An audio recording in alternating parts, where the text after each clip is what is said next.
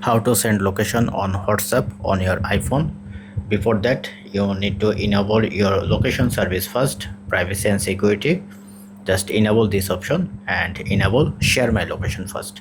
Now go to your WhatsApp. For example, I want to share my location with this person, then press on plus icon, then you can see the location. Then iPhone easily access track your location.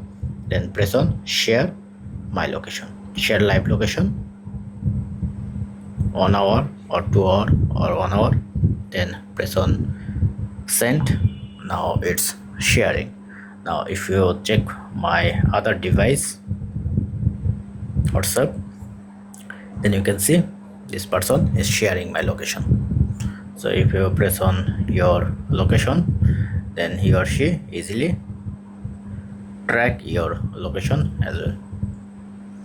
That's it. Thank you. Have a good day.